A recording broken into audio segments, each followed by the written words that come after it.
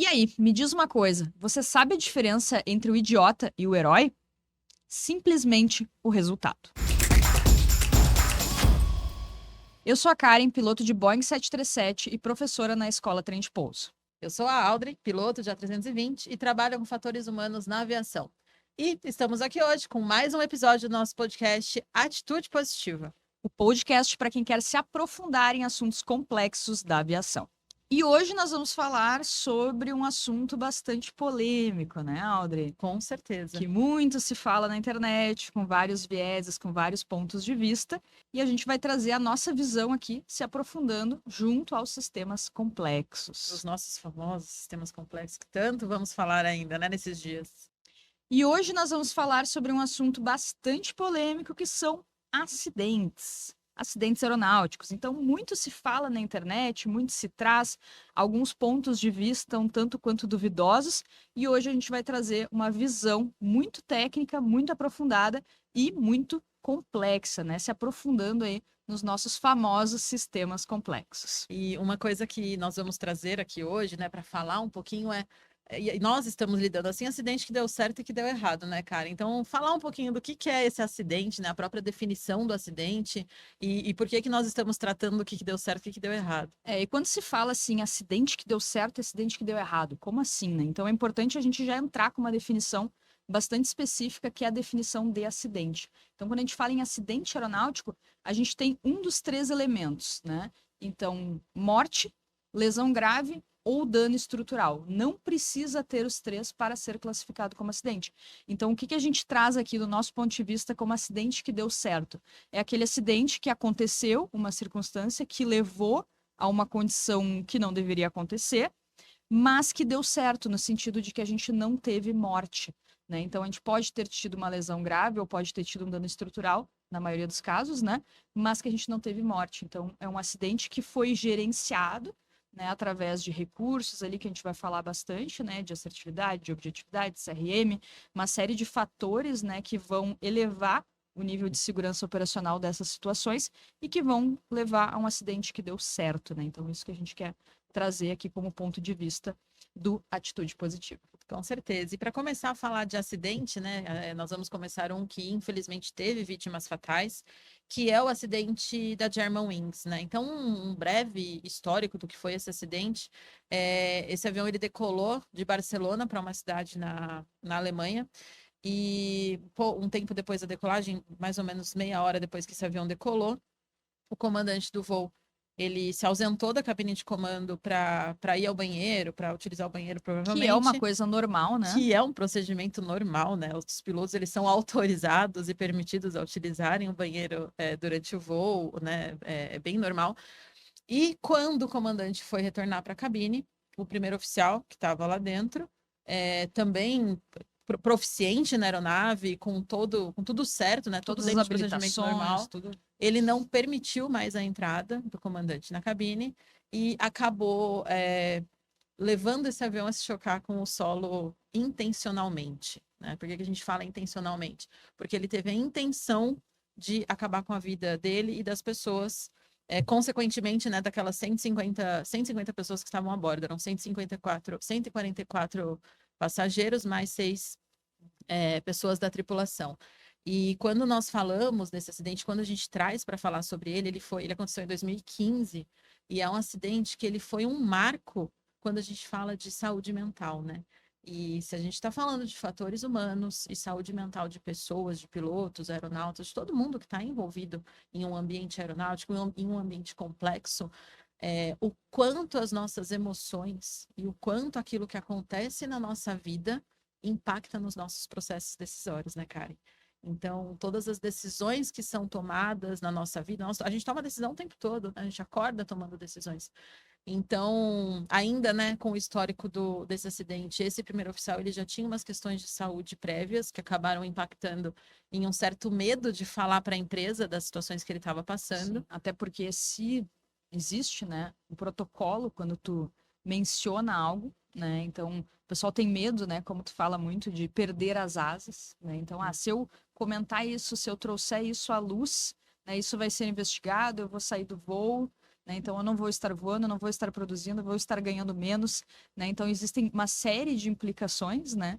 Existiam, pelo menos, né? E bem no lúdico mesmo, assim, se você pergunta para a nossa carreira, ela é baseada em sonho. A carreira de piloto, ela é muito baseada em sonho.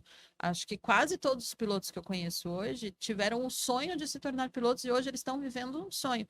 Então, você falar de uma condição que aquilo pode afetar, a gente fala assim, o que eu nunca quero que aconteça? Eu não quero perder minhas asas, né? É bem lúdico, mas é a realidade. Ninguém quer perder as asas. Perder as asas pra gente é perder a carteira, é você perder a capacidade de estar exercendo aquilo que você ama fazer. Então, por medo, não só por questões de saúde, as pessoas deixam às vezes de falar algumas coisas, né? E ele provavelmente também por medo acabou deixando de comunicar à empresa de uma situação de extrema importância em que ele podia até ter recebido uma ajuda, né, ao invés de só ter sido impactado ali no ponto de vista de carteira.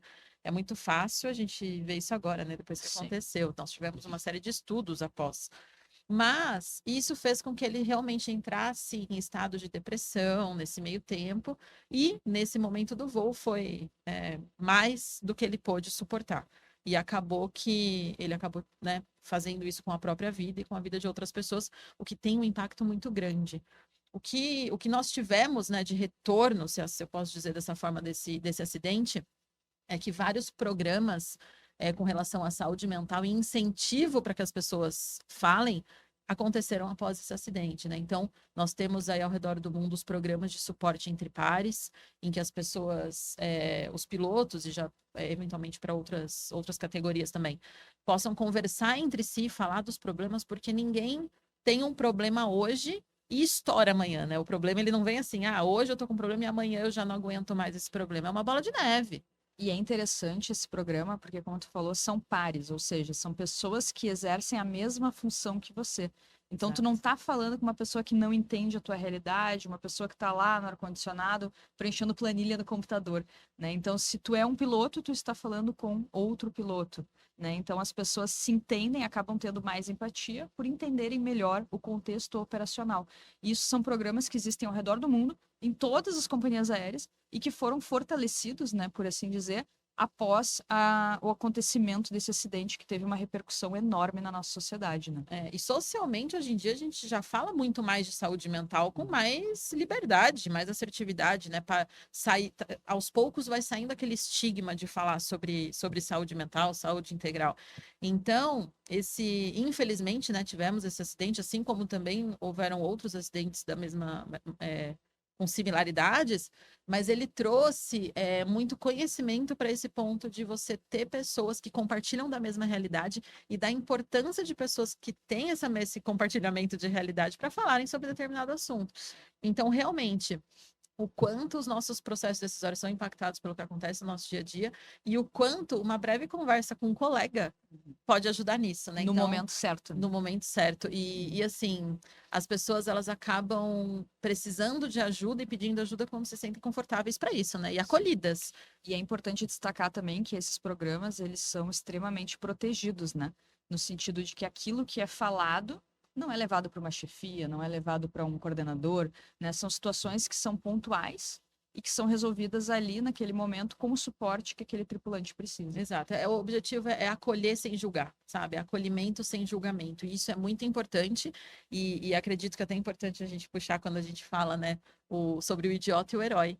O idiota e o herói, qual que é a diferença? É o resultado. Nós não estamos falando que alguém foi idiota ou alguém foi herói, mas é como a classificação lá no final pode acontecer dependendo do resultado que tem. E lá no nosso primeiro episódio, né, a gente falou muito do sistema complexo, onde as interações, elas podem, interações muito similares podem trazer resultados diferentes. E esse resultado, ele pode mudar completamente como aquela pessoa ou como aquela situação foi vista. A gente vai ter um último acidente que nós vamos comentar aqui, ele migrou, né, entre um dar certo e dar errado durante a investigação. A gente vai falar um pouquinho disso também. Exato. E também é interessante a gente observar, e é difícil de saber o quanto esse programa deu certo, porque quando a gente evita um acidente, a gente não tem como medir, porque aquilo não aconteceu. Então, o investimento em segurança é um investimento que tu tem que acreditar, né, que aquilo ali está salvando vidas.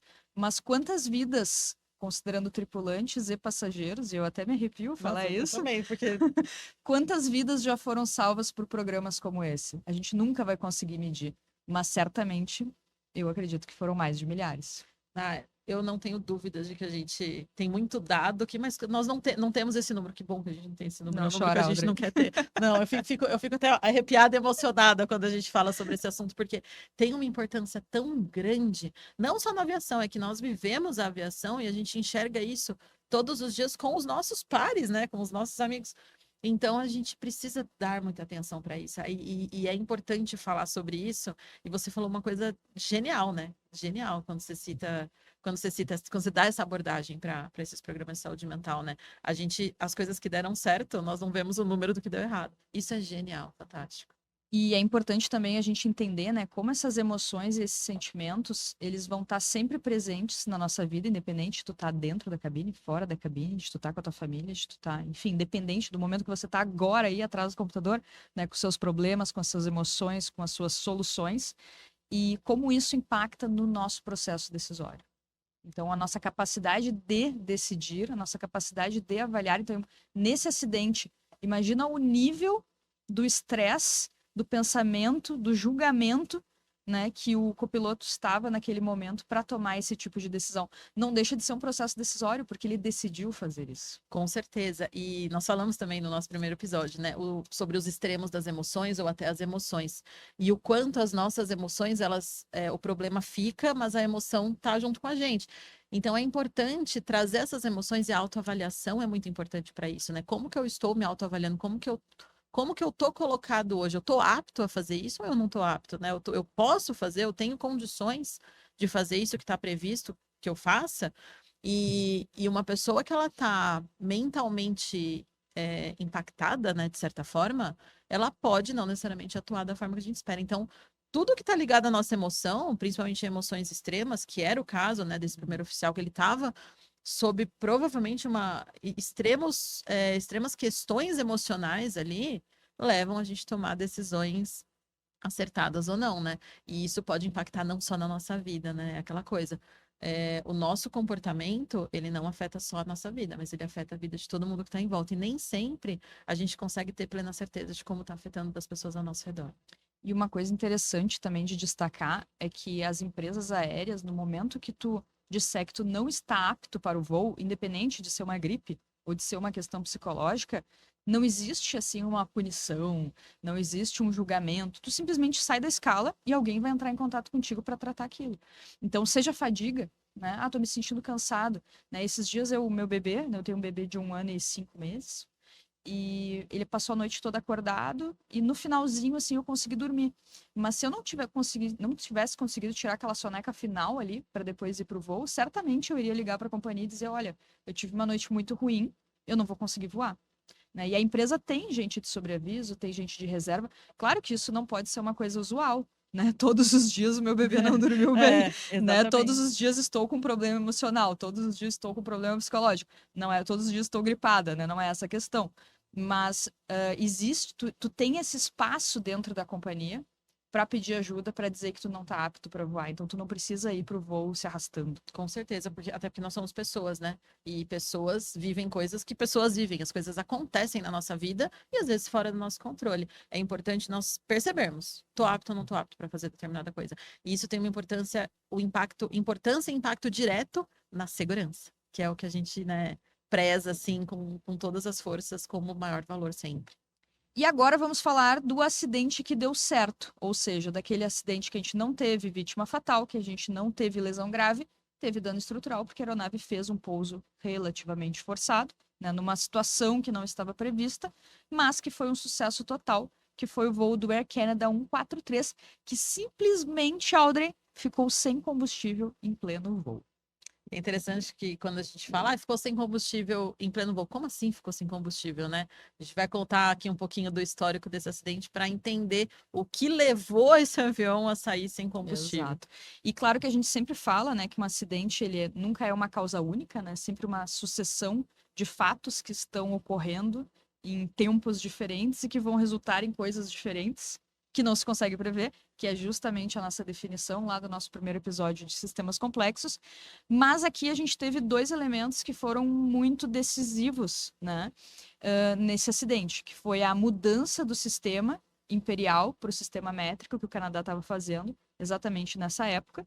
Então, os operadores, né, tanto do combustível quanto os pilotos, não estavam habituados com o sistema métrico, e sim com o sistema imperial. Acabaram utilizando uma conta errada, na verdade, né, utilizando o valor da densidade referente ao sistema imperial e não referente ao sistema métrico. E isso causou uma quantidade de combustível muito abaixo, né? Praticamente a metade, né? A gente está falando aí de libras, que era utilizado antes, se eu não me engano, nos Estados Unidos ainda era Isso. utilizado o sistema imperial. O Canadá já estava a mudança, que daí você troca, ao invés de libras, ia começar a ser em quilos. E é um pouquinho mais do que a metade, né? Então, quando a gente transforma de um para o outro, ou seja, esse avião ele acabou saindo com Um um pouco. pouco mais da metade do que o combustível previsto, porém, né? Os pilotos ali na hora, o pessoal que estava abastecendo com as informações que eles tinham disponíveis, era a quantidade correta por conta dessa questão métrica. Perfeito. E além desse abastecimento equivocado, a gente teve ali a indicação também errônea dos instrumentos da aeronave. Então, foram dois fatores bastante decisivos para que essa aeronave sim decolasse. E no meio do voo, uma pequena surpresa. Até porque sem combustível o motor não funciona, né? E se o motor não funciona, praticamente nenhum sistema da aeronave funciona, se não fosse a existência de uma pequena turbininha, né, chamada hatch, que é a Ram Air Turbine, né, que ela abre embaixo da aeronave, utiliza o impacto do vento, vento relativo, para gerar essa turbina e alimentar o mínimo necessário ali para conseguir controlar a aeronave. É que nem gerador de festa, né? De casamento. Então, você vai fazer uma festa de casamento, você contrata o gerador ou não contrata o gerador? Vamos contratar o gerador, porque se acabar a energia, gastou muito aqui na festa, né? Vamos usar esse gerador para segurar. É o spare. Você não quer usar, mas tá ali se você precisar. Se precisar. É. Então, essa turbininha foi muito importante, né, para que os pilotos conseguissem chegar a uma localidade que, na verdade, nem estava prevista. O que é muito interessante nesse acidente, né, cara? É muito interessante porque existia, né, o copiloto, ele já tinha voado muito naquela região ali, ele tinha servido nessa base aérea do interior ali do Canadá, e ele estava familiarizado que a pista era relativamente boa e relativamente perto do local onde aconteceu a pane. Então, os pilotos comunicaram ali, né, o copiloto trouxe essa informação para o comandante, por sua vez, acatou essa informação, decidiram os dois juntos ali e foram em direção a essa base aérea. O que eles não contavam é que a base aérea estava interditada, né, fechada praticamente, né, já tinha sido inativada, os serviços aéreos, e naquele dia, numa pequena parte da pista, estava tendo uma recreação ali de crianças, né, uma data festiva, um entretenimento, mas eles conseguiram planar, né, e por isso esse acidente ele é conhecido como paraglider, inclusive, né, que eles literalmente perderam os dois motores, desceu a turbininha, fez o mínimo de energia suficiente necessário para chegar. Eles conseguiram planar literalmente, né, até essa base aérea. E detalhe, chegaram alto. É verdade, chegaram alto. Tiveram que glissar, asa para o lado, pedal contrário. Virou, por perde isso, né? altitude. Por isso chegou do paraglider, chegou como um paraglider. E aí eles pousaram, né? Claro que teve ali, né, o impacto do trem de pouso, quebrou o trem do nariz, teve um dano estrutural na aeronave, mas um dano mínimo frente às circunstâncias que eles estavam enfrentando de perder os dois motores em voo por falha de abastecimento, né? E é interessante puxar essa questão do primeiro oficial, né, do copiloto, que ele tinha essa experiência, porque quando a gente está voando comercial, nós temos lá uma, bem vulgarmente falando, né, uma lista de aeroportos permitidos e passíveis de pousar, tem todo um cálculo de performance para essas pistas, para ver se você pode, se cabe, se tem capacidade para aquela aeronave que você está voando. Altitude, quantidade de pista, largura de pista. Se já foi feito estudo para aquela localidade, para aquele tipo de aeronave. Era um 767, né, pessoal? Não era um bueiro. Avião. Tipo de pavimento, ou, né, a relação aeronave-pavimento. Então, é uma série de coisas a serem levadas em consideração. E você perder os dois motores é uma situação extremamente crítica, né? Extremamente crítica. Lógico, quanto mais alto você tá, mais chance você tem de fazer esse cálculo de rampa aí, com uma velocidade específica para cada aeronave, que você vai ter mais tempo de planeio. E nesse caso, não adianta nem tentar reacionar. Combustível você não vai conseguir reacionar. Falta de combustível não é uma falha de sistema. Ou seja, você vai planar e você vai cair. A diferença é que estava a 41 mil pés, se não me engano, né? Por aí. E eles conseguiram, a partir dessa altitude, né, planar. E outra informação interessante desse acidente é que o comandante tinha o curso de planador. Então, ele tinha voado por muito tempo planador Isso ajudou, né, nessa rampa de planeio, nesse cálculo de planeio, e também manter a atitude correta para que a RAT pudesse funcionar de forma eficiente. E é interessante puxar essa questão de experiência de paraglider, porque o automatismo nos aviões ele é cada vez maior, né? Se a gente traz da aviação mais antiga para agora. Porém, é muito importante que os pilotos eles mantenham as proficiências técnicas básicas, vamos dizer assim, porque você pode um dia precisar, né? Então, ele realmente é útil ao agradável, né? O copiloto que tinha um conhecimento da região e o comandante que tinha um curso de paraglider, então eles foi essa junção de fatores, né? Essas interações nesse dia, naquelas condições, deu certo. Exato. E assim, poderia ter dado errado, que é o ponto que a gente quer trazer aqui. Toda vez que tu tem um problema, independente de ser na aviação, de ser na vida, né? Pense aí no que você está vivendo hoje, né? A gente tem uma linha de ações possíveis. Então, tu pode fazer A, B, C ou D. Certamente, essa base aérea foi uma das escolhas que deu certo. Exato. Mas talvez eles pudessem ter escolhido uma outra circunstância que não tivesse dado certo.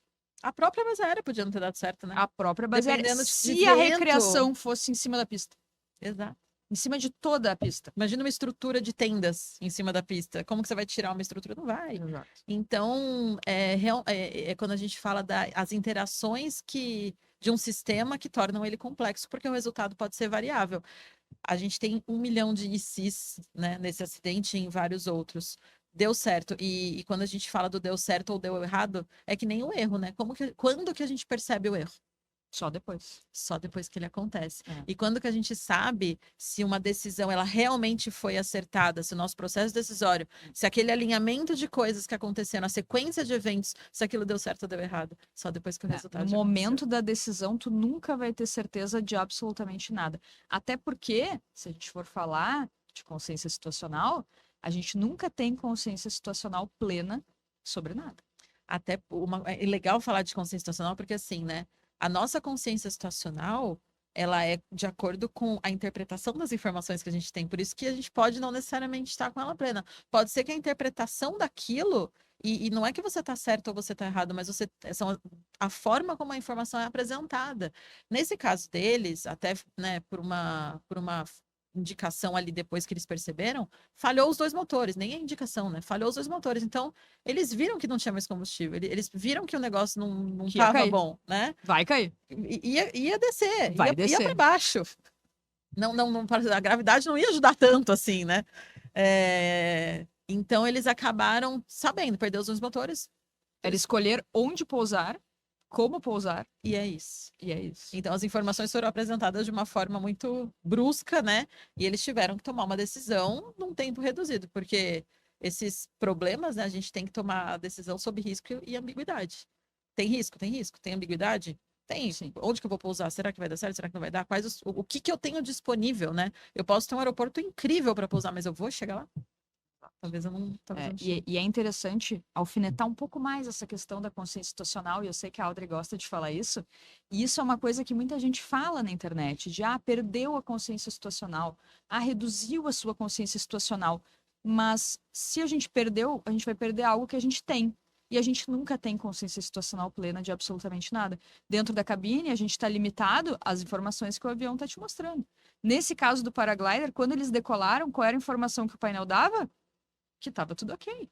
Não existe essa de perder consciência situacional, né? E Exato. estou sendo muito categórica. Por quê? Qual que era a consciência situacional? Estamos com o avião abastecido corretamente. A informação apresentada para eles era um avião abastecido corretamente. O que estava errado era a questão do sistema métrico, mas eles só perceberam o erro quando?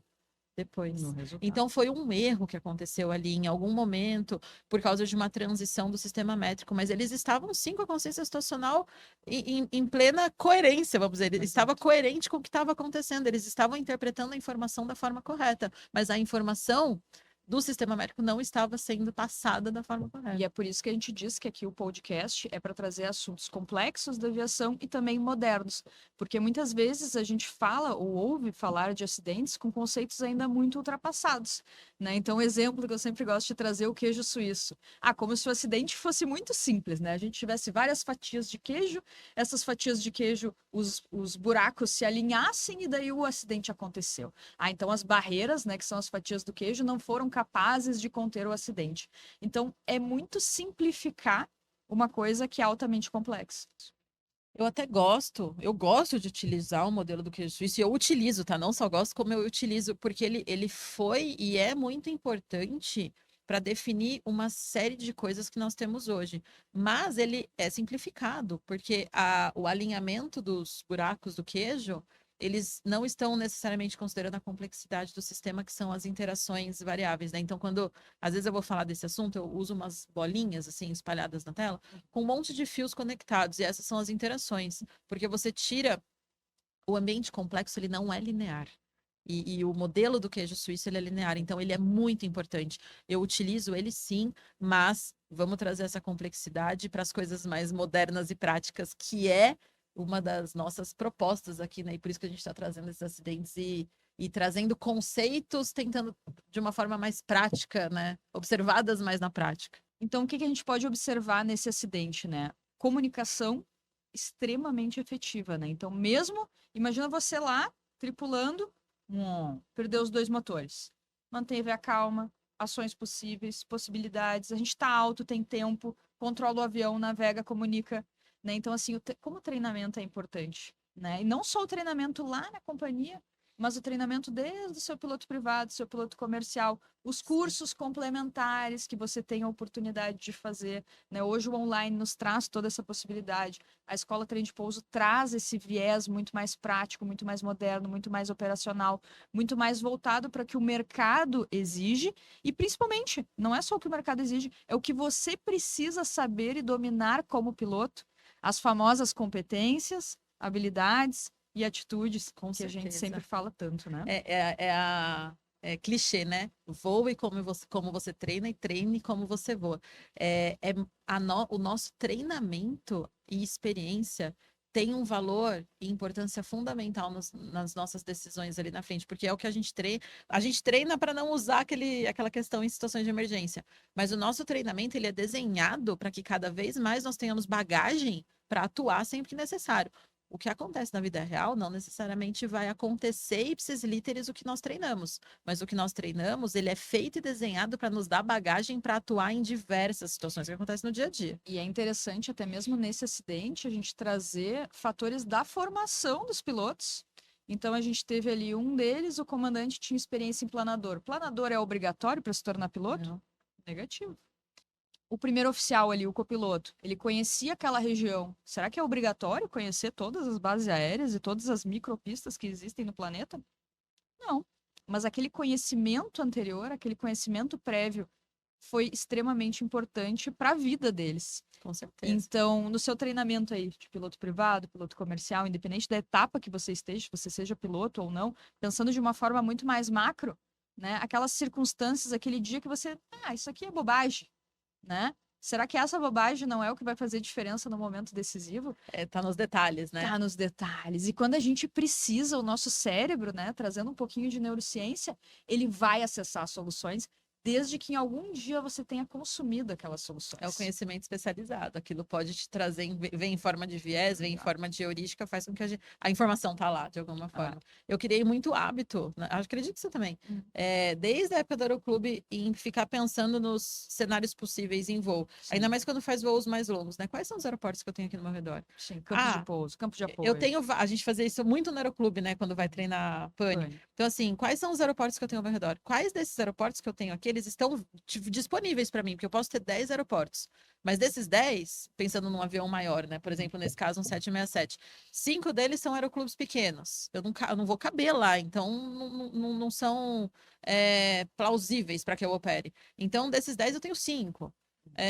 E aí, eu tenho performance, Quanto o asfalto, tempo? Qual é a quanto distância? tempo? Qual a razão de descer? Então, é um hábito, e eu acho que muitos pilotos têm esse hábito de, enquanto estão voando, na normalidade dos dias, é pensar um pouquinho, tá, se eu tiver que pousar em emergência, para onde que eu iria?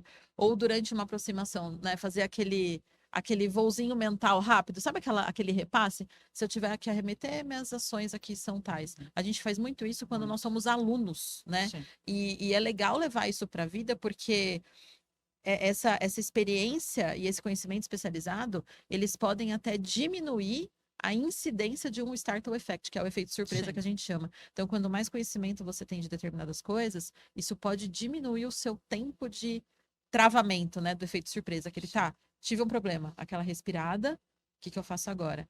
O conhecimento, ele ajuda muito nisso. E esse conhecimento, ele precisa ser adquirido não só seguindo a cartilha, né, prevista.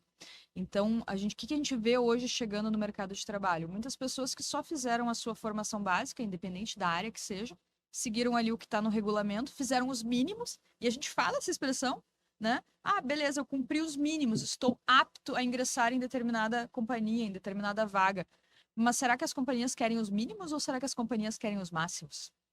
Né? Então, o que você pode adicionar aí na sua formação que vai te trazer bagagem, que vai te trazer know-how, que vai te trazer cultura de aviação? Esse próprio podcast é uma fonte enorme de cultura. Você pode assistir esse episódio 3 vezes que você vai enxergar coisas completamente diferentes. Com certeza. E quando a gente fala de experiência, estudo e exemplo, acho que dá para a gente puxar o gancho do nosso terceiro acidente do dia, né? Excelente. Que se nós estamos falando de experiência, conhecimento, de um acidente que deu certo, mesmo que deu certo, porque foi um resultado que deu certo, né? Dentro da nossa definição aqui do que deu certo e do que deu errado, eu gosto muito de usar esse acidente, essa situação, para falar sobre fator humano, efeito surpresa, tempos de reação, deu certo, deu errado, e assim, o quanto as coisas difíceis acontecem na normalidade do dia a dia. Perfeito. E para entender que acidente é esse, a gente vai ouvir nada mais, nada menos do que a caixa preta desse acidente. Every day. New York, Johnny 2760 is 5,000, turning your right to 150. Johnny 2760, climb maintain 10,000. 10,000, Johnny 2760.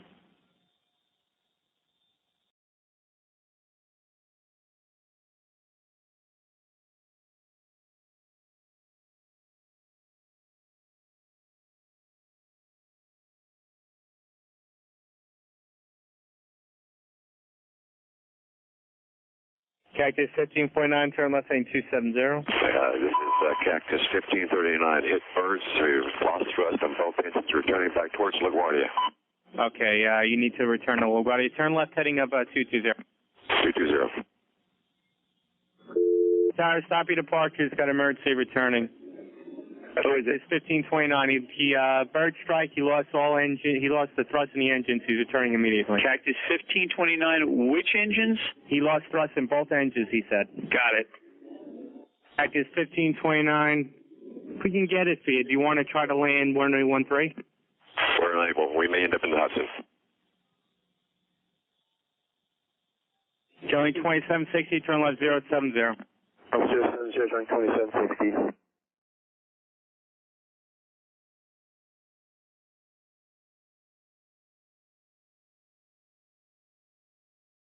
Hi, Cactus 15.9. It's going to be left traffic to runway 31. Unable. Okay, what do you need to land?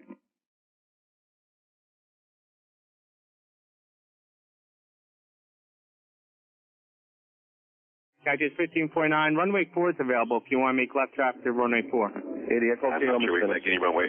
What's over to our right? Anything in New Jersey, maybe Teterboro? Okay, yeah, off your right side is Teterboro Airport. Do you want to try to go to Teterboro? Yes. Teterboro, Empire, actually, LaGuardia departure guy, emergency inbound. Hey, go ahead. Cactus 1529 over the George Washington Bridge, wants to go to the airport right now. Wants to go to our airport. Check. Does he need assistance? Yes, it was a bird strike. Can I get him in for runway 1? Runway 1, that's good. Cactus 1529, turn right 280, you can land runway That's right. 1 at Teterboro. We can't do it. Okay, which runway would you like at Teterboro? We're going to be in the Hudson. I'm sorry, say again, Cactus?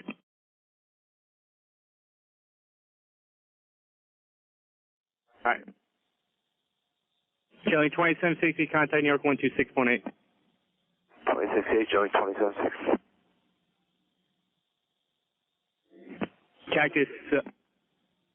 Cactus 1549, radar contact is lost. You also got Newark Airport up at 2 o'clock in about 7 miles.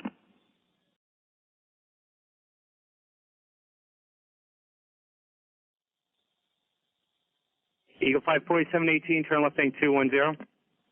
210, 4718. I think he said he was going in the Hudson. Cactus 1529, Houston.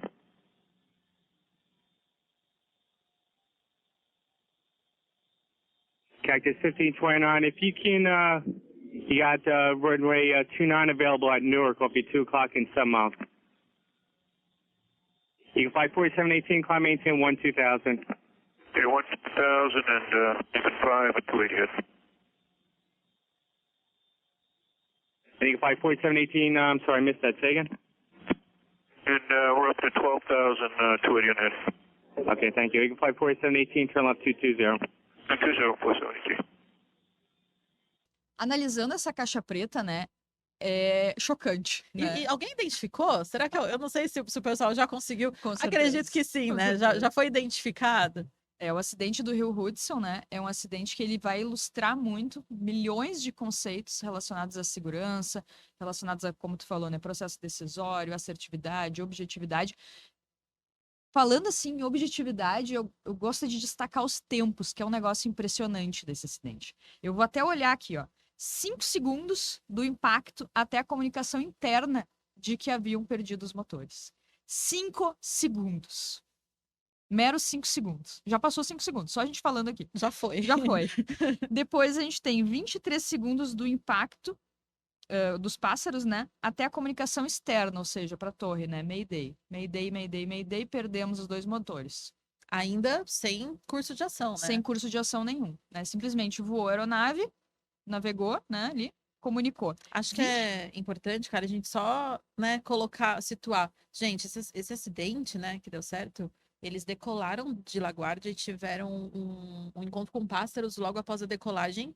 E por conta dos pássaros que entraram nos motores do avião, eles perderam os 2 motores ainda em baixa altitude. Muito baixo. Então, a importância de falarmos aqui os tempos é para dar realmente esse entendimento de como as coisas aconteceram muito rapidamente, né? Exato. Então, 23 segundos, pensa, conta aí, 23 segundos do impacto dos pássaros até a comunicação externa.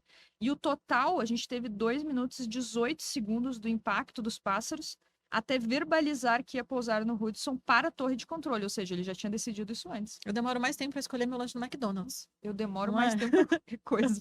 A gente, no dia normal, sem risco envolvido, a gente demora muito mais que isso para muita coisa.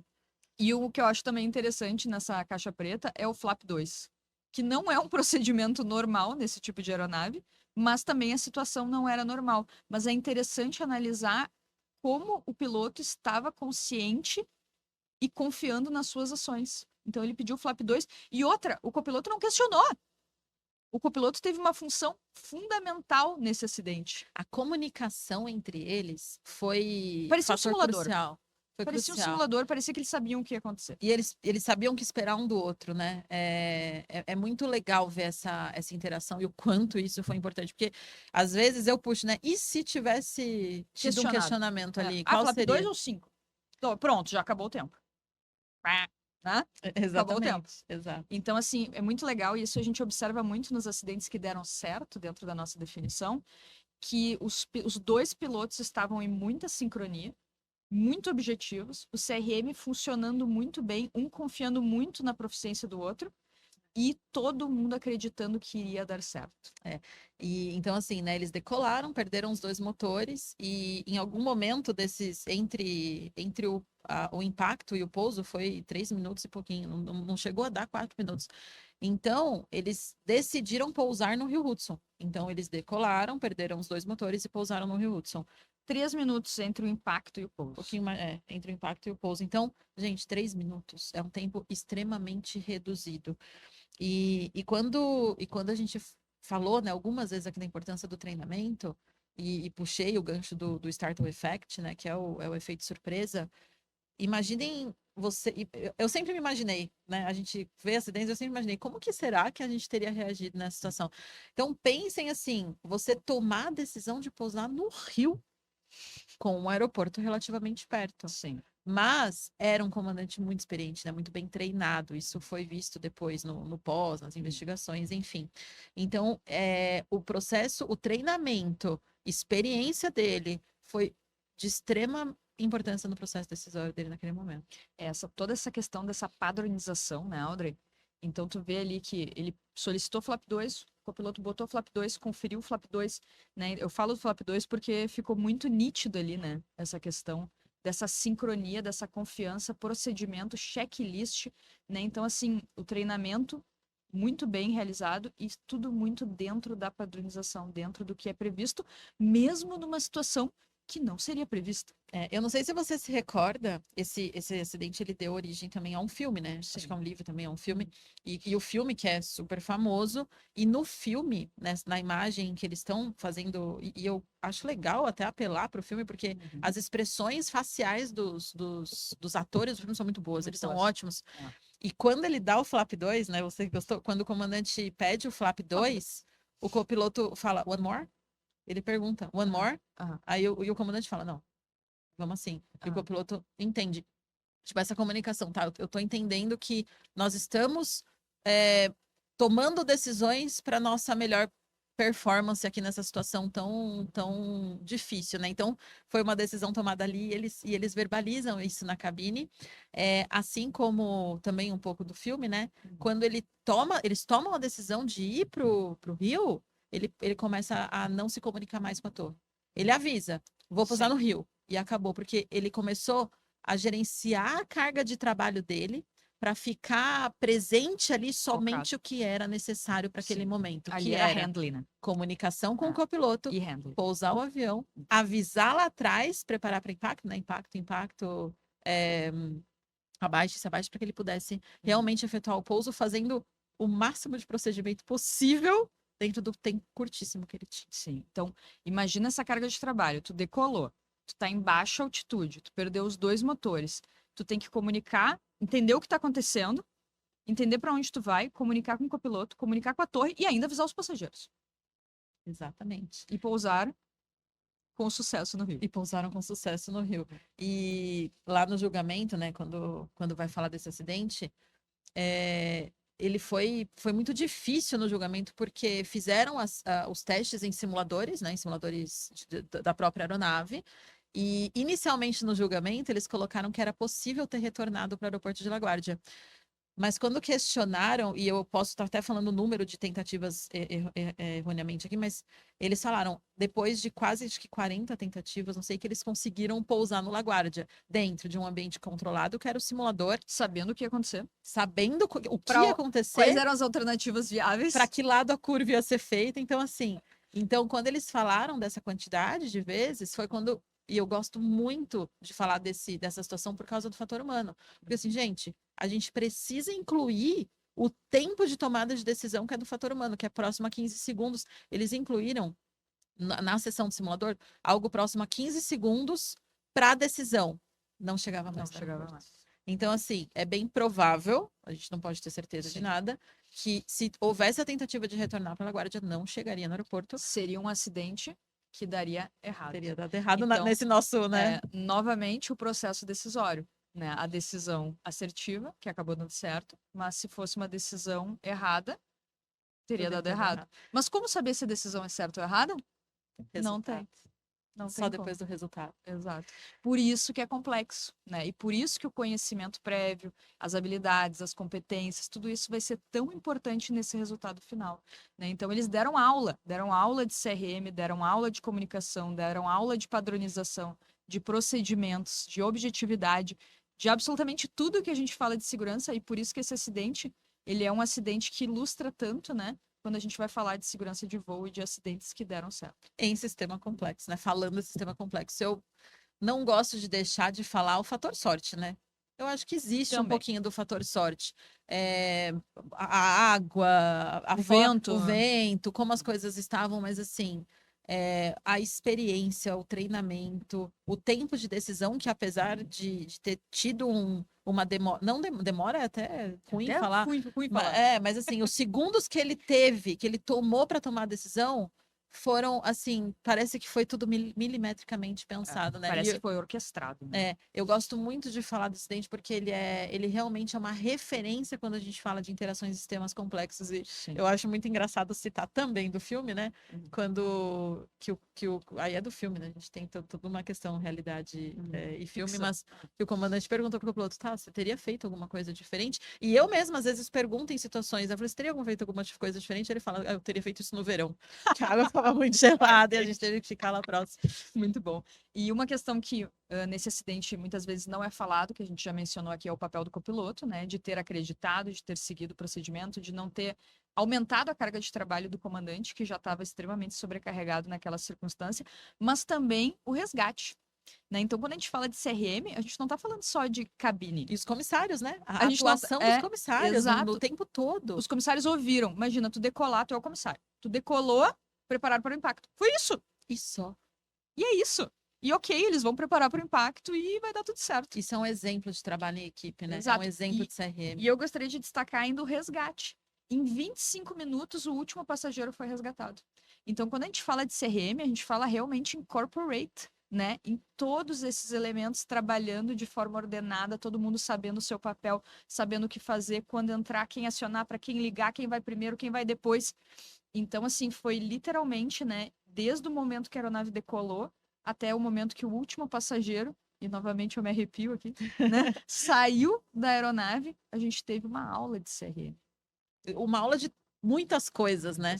É fantástico falar sobre isso e importantíssimo não só dentro da cabine de comando, mas dentro de todo o avião, né? Cabine de comando, a cabine lá atrás dos comissários, o resgate, todo mundo que estava envolvido nesse evento, inclusive os passageiros seguindo as regras ali na hora da evacuação, né? A importância das instruções de segurança para todo mundo. Então, a gente trouxe aqui 3 acidentes que ilustram muito todas essas questões que a gente quer trazer aqui de sistemas complexos, né? Então, no primeiro acidente, a gente trouxe todas essas questões psicológicas, né? O como as emoções, os sentimentos, os problemas atuam no nosso processo decisório. E como vocês podem ter observado aqui, os 3 acidentes a gente falou muito sobre o processo decisório, interações que deram certo, interações que deram errado, né? E como que esses elementos vão estar interagindo positivamente ou negativamente dentro e fora da cabine de comando. No segundo acidente, a gente teve o Air Canada, né? Que foi até a base aérea lá sem os motores, sem combustível, e ainda teve que glissar para pousar. Muita utilização de habilidade técnica, né, nesse acidente. Teve muita não técnica também, mas a gente tem um grande foco em habilidades técnicas aí. Extremamente. E depois, para fechar com chave de ouro, aí a gente teve, né, a grande aula do milagre do Hudson, né, como é chamado. Conhecido. Que traz muita questão técnica, mas principalmente eu acredito que o maior fator ali tenha sido habilidades não técnicas, né? De todo esse CRM, esse trabalho em equipe, essa assertividade, todos esses pontos que a gente trouxe. E também uma reflexão muito importante que poucas pessoas têm acesso, né? E claro que o ouro sempre fica para o final, né? É que muitas vezes o fator humano, ele é visto como um elemento fraco. Ah, porque o ser humano erra. Ah, porque o ser humano falha. Porque o ser humano, porque foi falha humana, né? O humano errou, o piloto errou, né? Principalmente se morrer, né? Bota a culpa no piloto, que fica mais fácil, né? E a gente vai ter outros episódios para se aprofundar mais nesse assunto, né? Mas o que eu quero deixar aqui de reflexão é: será que o ser humano realmente é o elemento fraco do sistema? Ou será que o ser humano pode vir a ser o elemento forte desse sistema? E eu já vou adiantar aqui, o ser humano, ele é uma parte forte do sistema, porque não adianta você tirar o ser humano do sistema para se ver livre dos problemas. E eu vou utilizar e trazer a definição da ICAO do fator humano, que eu acho que é uma definição excelente. Então, eu vou tomar a liberdade de ler, porque eu acho que é bonito é legal ela ser traduzida, né? Lógico que eu vou ler traduzida, mas de uma forma real. Verídica. Então, a definição da ICAO é: o elemento humano é a parte mais flexível, adaptável e valiosa dentro do sistema aeronáutico, mas é também a que está mais vulnerável às influências externas que poderão vir a afetar negativamente o seu desempenho. A gente tendo isso em mente, a gente sabe o quão flexível nós somos e o quanto nós podemos utilizar essa flexibilidade ao nosso favor. E esse foi mais um episódio do podcast Atitude Positiva. O podcast para quem quer se aprofundar nos assuntos complexos da aviação. Até o próximo episódio.